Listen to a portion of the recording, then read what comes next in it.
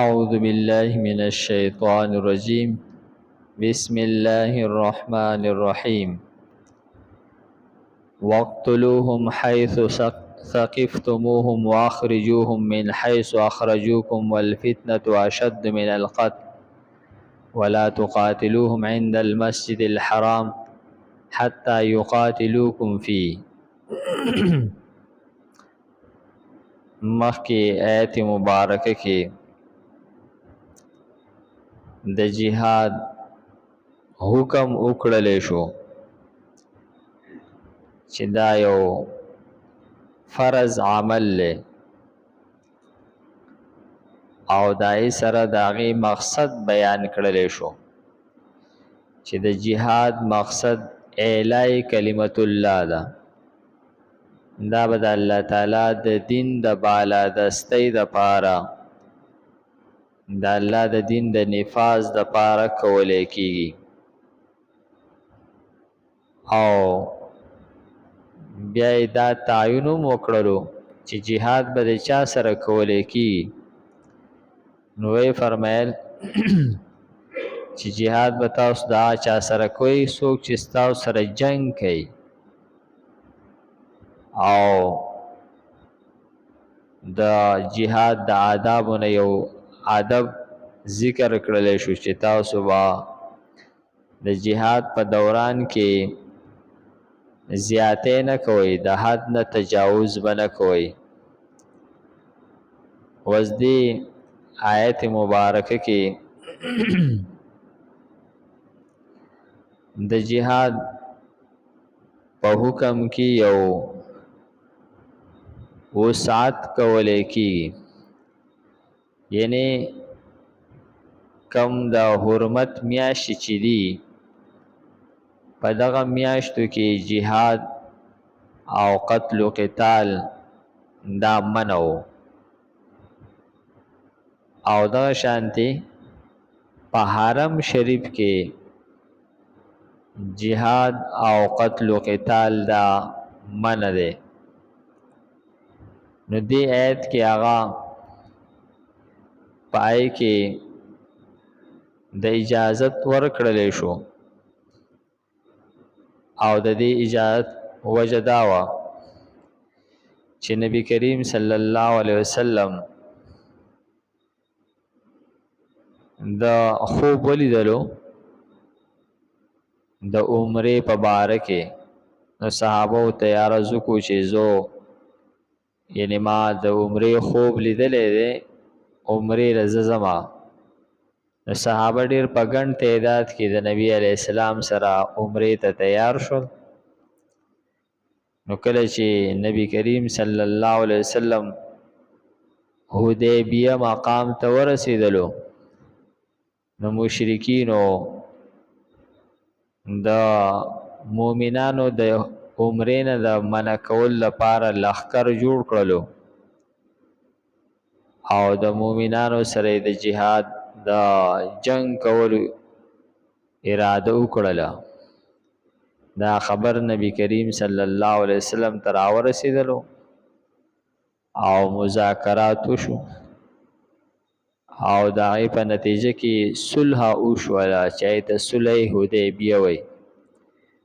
پای کې هغوی ډېر سخت شرایط ولګول او پای کې یو شرط دا و چې څه کال به تاسو عمره نه کوئ، واپس به ځئ.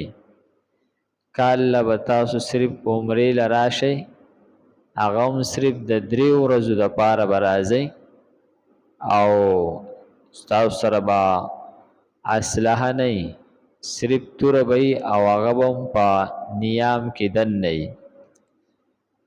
نو کله چې کال له بیا مسلمانان د عمرې دپاره راتلل نو او په ذهن کې دا یو خدشه پیدا شوله چې د دې مشرکینو د وعدې او د صلح څه اعتبار خو نشته دی. که دوی بیا د جنگ هغه کولو اراده وکړي نو دوی سره به مونږ څه چل کوو، ځکه چې د حرمت په میاشتو کې خو مونږ ته د جنگ کولو اجازت نشته دی او د حرم شریف په حدودو کې خو هم قتل و قتال من دی. نو دا آیتونو په دغه موقع باندې نازل شولو. فرمای وقتلوهم تاسو جنگ کوي د دوی سره د دغه مشرکین سره حیثو هاغه ځای کې په هاغه وخت کې حیثو عام دی یعنی په هاغه وخت کې او په هاغه ځای کې که دا وخت د حرمت میاشي نو هم خیر دی او که دا ځای د حرم په حدود کې نو هم خیر دی. ثقفتموهم چې بیا مومی تاسو دوی لرا لاس برش استاسو په دوی باندې واخرجوهم او اوباسی دوی لرا من حیث دا آغا زینا اخرجوکم چې دوی وستی تاسو دوی چې تاسو کم زینا وستی چې هغه مکه مکرمه ده داین تاسو راویستی او تاسو هجرت کړی دی د دوی د وجنه نو چې تاسو لاس بر شو نو تاسو دوی وباسئ د مکې نه. والفتنة اشد من القتل او فتنه خو د قتل نه ډیره سیوا ده او سخته ده. دې حصہ کې ګویا چې دغه اجازت علت او وجه بیانې چې تاسو ته د حرمت په میاشتو کې اجازت میلاو شو او د حرم په حدودو کې هم اجازت میلاو شو. د دې اجازت وجه دا ده چې قتل او قتال دا خو هغه ګناه ده د حرمت په میاشتو کې او د حرم په حدودو کې قتل او قتال خو منع دی لیکن فتنه چې ده دا یو داسې شی دی چې دا د قتل نه زیاته سخته ده. د دې سمانی مفسرینو کړي دي یعنی د مومن د پاره هغه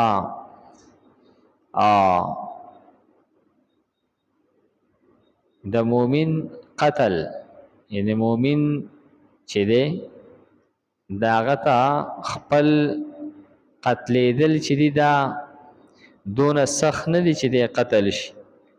البته د مومن د پاره ایمان پرې خودل او دوباره کافر کېدل دا ډیر سخت دی او د دې مشرکینو مقصد خو دغه دی چې دوی تاسو د ایمان نه واړی دوباره کفر ته او د یو مومن د پاره دا خبره چې دی دوباره کافر شي د دې په مقابله کې خود د پاره د قتلېدل زیات آسان دي.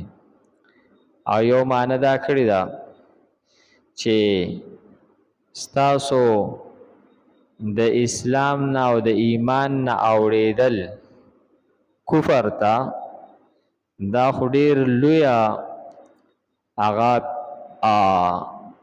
ډیر غټ جرم دی ډیر زیات سخت خبره ده غټه خبره ده په ځای د دې چې تاسو یو مشرک چې دی دا په حرم کې قتل کوي.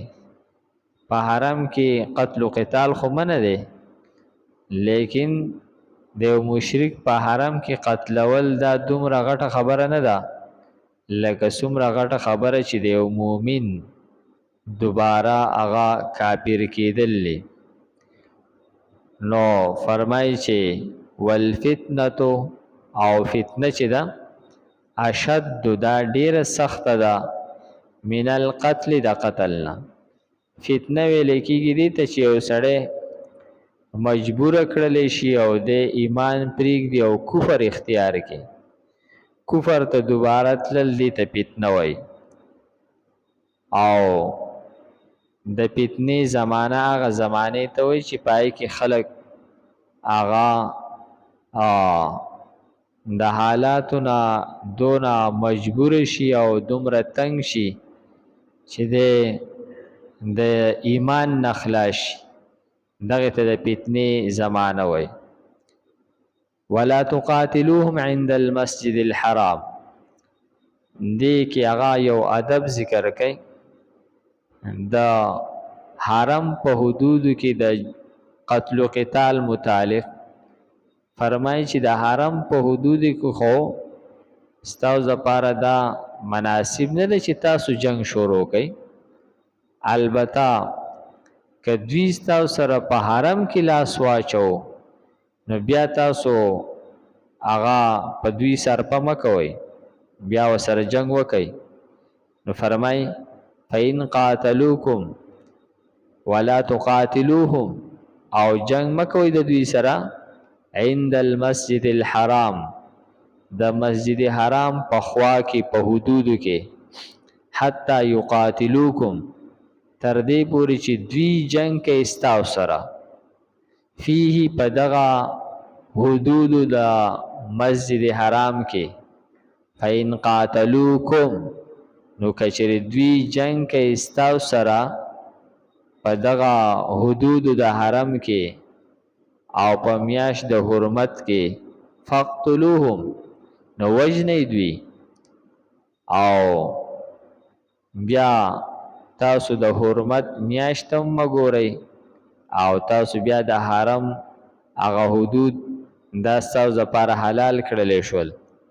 کذالک جزاء الکافرین، او دغه شانتی سزا د کافرانو ده.